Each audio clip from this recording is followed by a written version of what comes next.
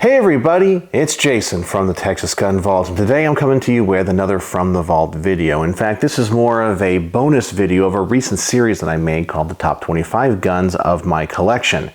When I was having to decide which of those guns to put in those videos, I was going through my safes. I was like, I got a lot of guns that I really would like to share and talk about. So I'm making one more. This is the bonus guns video. And so some of these don't fit into the categories of guns that I was talking about, or maybe just didn't make the list, but I still felt were interesting enough to talk about. And the first gun I want to share with you tonight is a Sig Sauer P210 Legend. Now, some of you are probably aware of the P210, which was a Swiss-made military and police firearm. It really is legendary, I guess pun intended. And those cost a lot of money now, the ones that have been imported to the US. They are considered to be some of the best designed, best manufactured, most accurate and well-made military pistols of all time. Now, Sig does make some in the US now, and they're a little bit different because the barrel locking system today that they use on the US made ones are more like a Glock, where the original ones were a little bit more like a 1911 and have very similar locking lugs. But this one is different than both the Swiss and the US one. This one was made in Germany for the time that Sig was making guns in Germany, and they called this one the Legend. Now, this is also a gun that I bought because of a regret. When these guns were being imported back in about 2009, 2010, I saw one at a Cabela's, and it cost a lot of money at that time for me, and I passed on it. I could have bought it, but I was like, they'll be around for a while. No, they weren't. And then the prices went up on them. And I ended up paying, I'd say 1.5 times what they cost at that time. So I paid more for it than really what I should have. But the good news is these, because there was such a limited production of them, have gone way up in price. Internally, these are much more close to the original Swiss ones than they are the US ones. They use more of that 1911 locking lug on the barrel. However, the safety is a little bit different. On a lot of the Swiss ones, you'll see a big scratch right here because there's a detent, but they eliminated that in this particular model. This one is unfired. I have the original box and all of the paperwork. And when it comes to my Sig collection, I knew I had to have a P210. Now I have a US made one that I do shoot, and this is my collector one. So it's the P210 Legend, but it's one of the 210s made in Germany. And out of all three of the places where they've manufactured the 210, this one has the fewest numbers.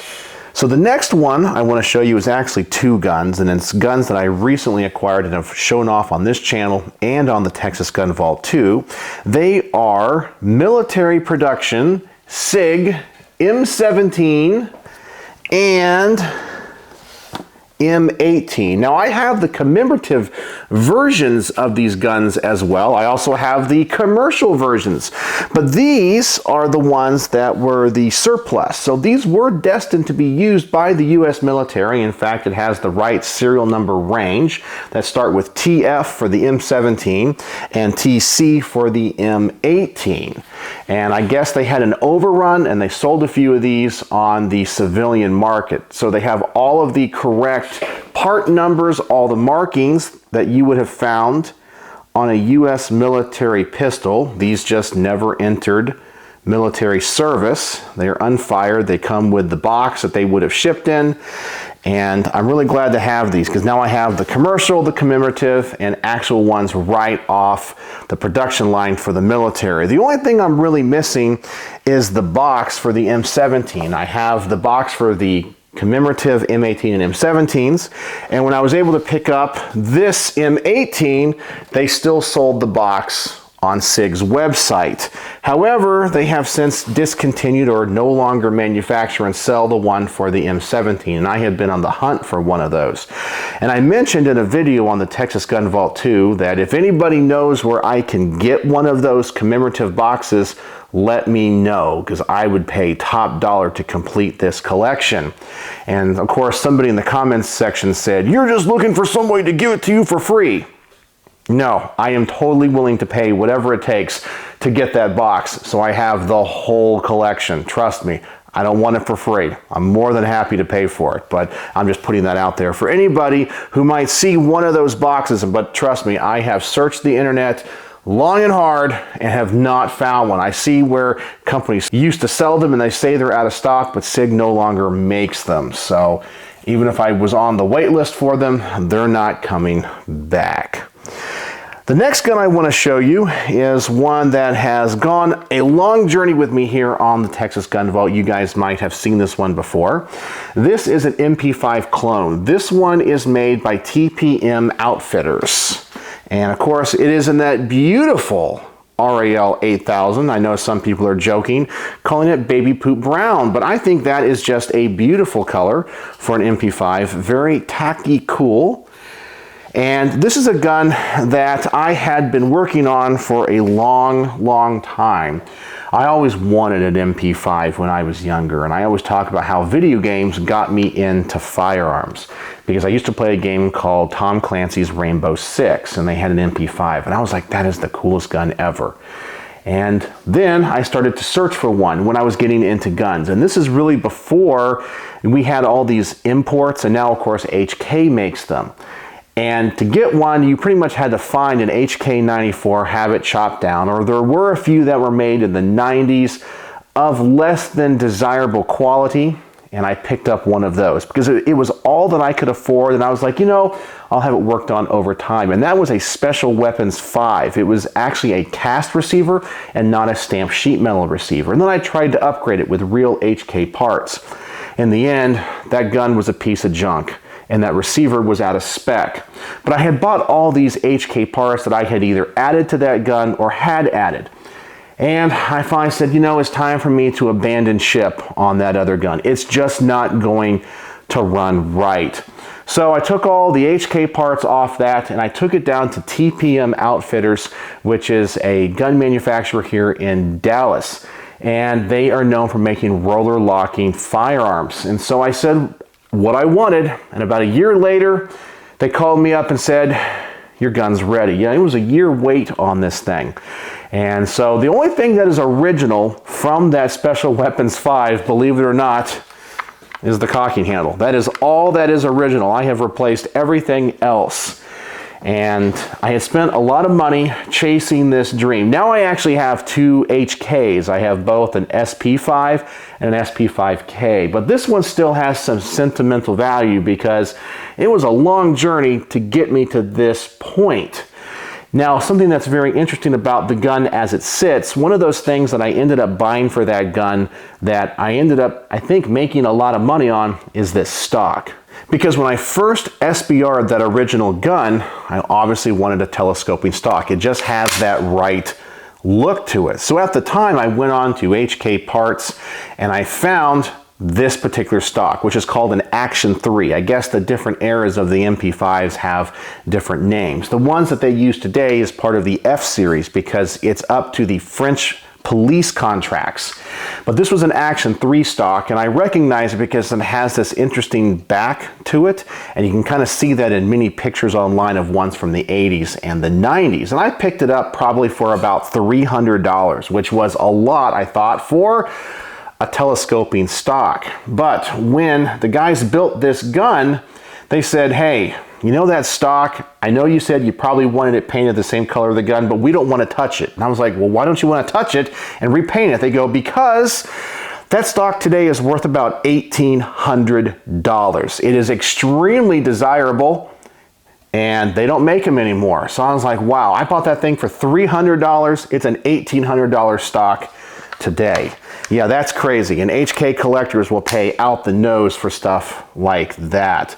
But this has all the features that you would want on it. Stamped sheet metal receiver, telescoping stock. I even have the lower, which looks like it's a 3-pin, but that's just a fake pin right there. It does have the semi-auto shelf on it. I have the paddle release for the magazine. Yeah, it really does have that right look. And this is a great firearm, a lot of fun to shoot, and this is my favorite MP5 just because it's gone on that journey all those years. The next one I want to share with you is another gun that my good friend Carl Brugger helped me get. And you guys know I'm a huge fan of B&Ts. And this is the KH9 SD, and there's only 500 of these in existence. Now the KH9 is another one of those guns that I regret not buying. I remember seeing one at a local store here called Rifle Gear, and they had one on the shelf, and I think that was like one of 500 in the original. And these are supposed to be kind of a modern reimagining of, I guess, the Sight Spectre. And it's a gun from the 80s, and I've actually reviewed one of those on my channel. And I regret not buying it because the prices on those, as soon as those first 500 were sold, went through the roof. So originally they were like $1,800, $1,900, and as I'm filming this video now, they're upwards of like $3,000, $3,500, which put it way out of the reach for me. Not that I couldn't afford that, but I was like, for what it is, I think I'll pass because I know what they were only a few years ago. But then my good friend Carl Brugger, the president and founder of B&T, told me they're coming out with an SD version of this, which is the intricately suppressed version. So as you can see, it does have the suppressor here, and the suppressor does go underneath the handguard. And the serial number of this gun matches the suppressor, so both of them are the same. And I've outfit this with all B&T accessories, obviously the vertical foregrip and the telescoping stock. It's just a really, really interesting gun. It's a top charging firearm. Yeah, it's really a cool gun. And they have come out with another version of this. I believe it's called the Covert. It's in Coyote Tan and has a folding pistol grip. But I think the SD is really cool. This is my only intricately suppressed firearm. So I thank Carl Brugger all the time for helping me acquire this. But it's one of 500 B&T KH9 SD. Yeah, that is just one really cool firearm, and I love having this in my B&T collection. Really rare, and I'm honored to have one. The last gun I want to show you is what I'm going to refer to as my rifle, because you guys know I do have a lot of rifles. I've built a lot of clone rifles, but when people ask me about going to the range and shooting an AR-15, this is the gun that I think about shooting. This is a gun that I built for home defense, personal use, going to the range and just having fun. This is an SBR, and it's built from a number of different parts, and this is honestly my favorite AR to shoot, and one that I shoot really well. So to go over kind of a quick parts list on this, it uses a Barrett Rec 7 lower receiver. The internals, I think, is a Geisley trigger. I use a K&N non-rotating pin set, and I know some people are like, that's not good. I personally like them. I have the MFT minimalist stock on this. I also have the Geisley, see if I can show it to you here, the enhanced bolt catch and release. And I also have the Geisley charging handle, which is the aviation one. It's not the bigger one. This one's a little bit smaller. It's designed for paratroopers. It's also in the flat dark earth. I'm running an Aimpoint PRO on this, which is a great optic. I think it's one of the nicest optics that they make. The bolt carrier on this is an NIBX coated one that I think I picked up from Brownells.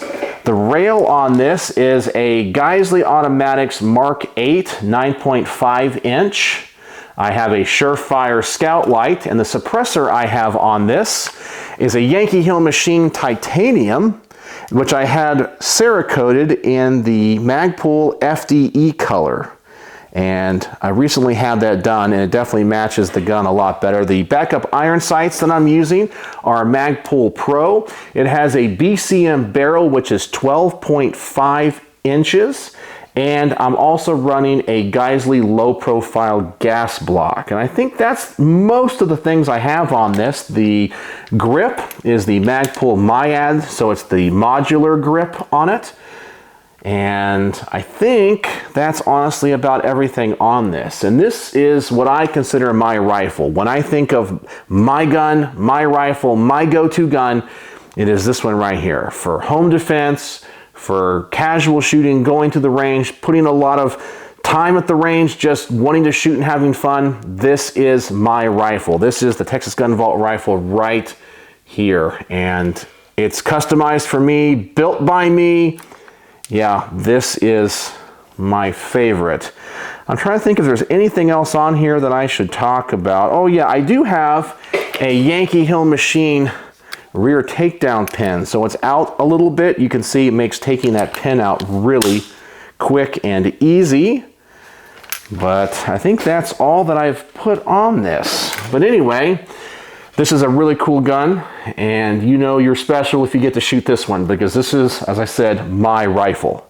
So there you go. That is the Texas Gun Vault bonus video when it comes to my top 25 guns of my collection, which I guess now is really 30 guns, or 31 guns if you want to count the M17 and the M18. But there you go. So just wanted to show these off. They didn't fit into the other videos, but I still wanted to come to you and talk about them. So what do you guys think? As you can see, I have a very eclectic collection. I just don't stick to one thing, and my collection represents my interests throughout the years.